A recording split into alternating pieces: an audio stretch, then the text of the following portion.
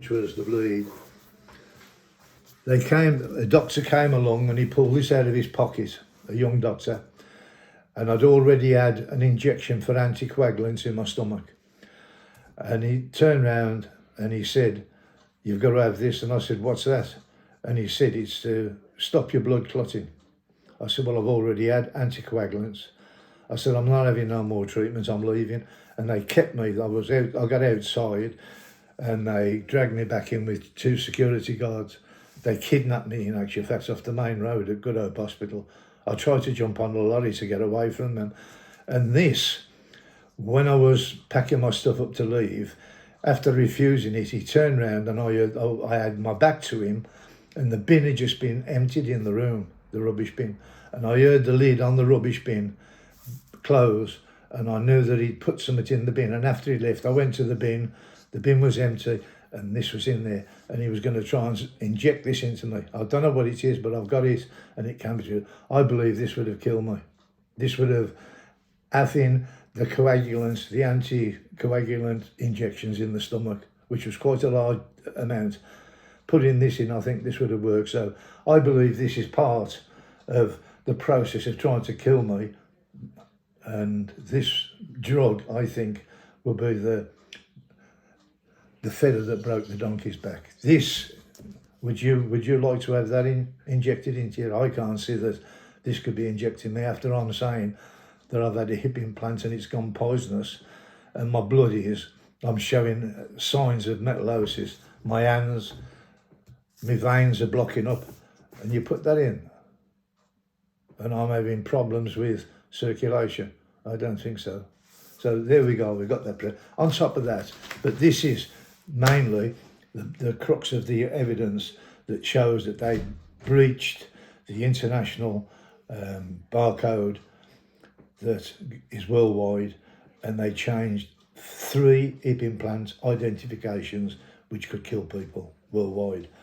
And the strikers withdrew 45,000 in one go hip implant through the metal, through the aluminium that was used in the implants, which is ZMTF, and these are why the implants was withdrew. It was a toxic metal that they was using that was had the capability to kill, and yet they've changed it and it went worldwide. And all the top countries, educated, or should we say civilised countries, Canada, America, Australia, us and Europe, outlawed the implants, and yet I had it inserted into me. And I'm carrying an implant that is slowly killing me, giving me metallosis, and they refuse to give me an MRI scan. Yet this van here, that was the Queen Elizabeth Hospital, is the supplier of these vans. When I went up there, I walked past one of these vans. I went into the MRI scan testing Dudley Road and says, "We can do it now, but we can't do it because we need a referral from your hospital." When I was referred to these Queen Elizabeth Hospital after about 4 visits, the surgeon come out of the operating theatre in his green uniform with his mask on, and he turned around and he says, "You can't have an MRI scan because your GP hasn't named the surgeon who's going to do it." And that's the excuse, the last excuse I had from these people. This is the NHS, and NHS resolution, they've covered it up. They haven't investigated it. So when you look at the documentation, if you do need anything, you can access me by the internet. And I hope you enjoyed this DVD and our other DVDs showing how we tried to save the River Wye, and we've got the means to, still got the means to with the machine. It's on my drive now, ready to go to convert all the plastic, recycle all the plastic without causing any toxic. And the evidence you can see, and there's behind me is the water that was part of the test is still there. It hasn't been moved. It's on the windowsill to allow it to take on algae, but it's not going to take on algae because the process killed all the spores for the algae, which is more or less like a mushroom spore.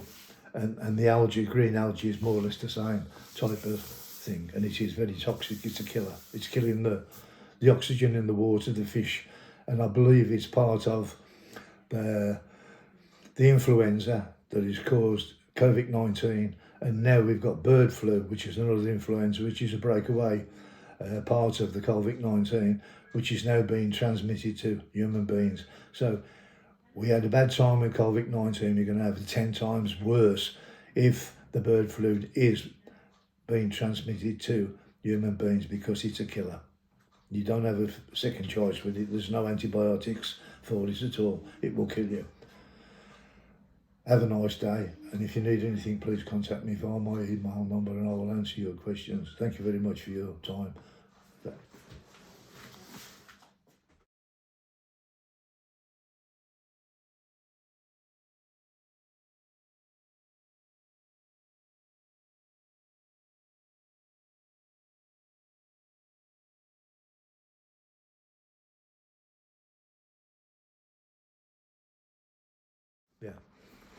Yeah.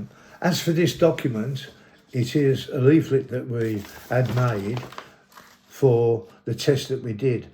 Now, the coroner categorically states that a copy of this and other issues were raised in my application to be a person of interest.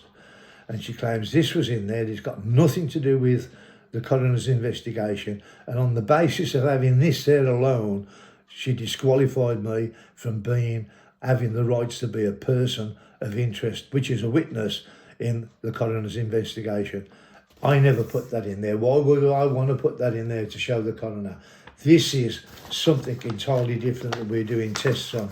Very important that even this man at the bottom won't answer. So this is again another stitch up, another cover up, and it's a diversion. I did not put the copy of this document in my application and evidence, yet they say it was in there. Somebody put it in, and as I said, the coroner's not answering me.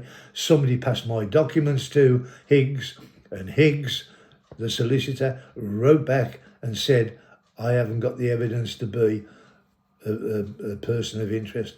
Likewise, Thompson's solicitor said, I'm out of time. I haven't got no evidence. Thompson's solicitor said that a week before Spider Healthcare passed my documentation, so they couldn't have seen the evidence. Thompson, no, nobody else could have seen the evidence on the date that they say, the 23rd. And they've said it twice that they've seen it. They have not got the evidence. They keep blocking it. They will not use it. I've got the evidence, and the evidence took nearly 6 months to get from Spider Healthcare, and they slowed it down by passing it to a private company. They gave my documentation, my medical records away, and the resolution, there's the document there, they did nothing about it. They lied, and they made collusion with the firm's solicitors. The whole thing is a scam and a cover-up, which is costing the public lives and multi-billion pounds worth of taxpayers' money. Have a nice evening. Bye-bye now.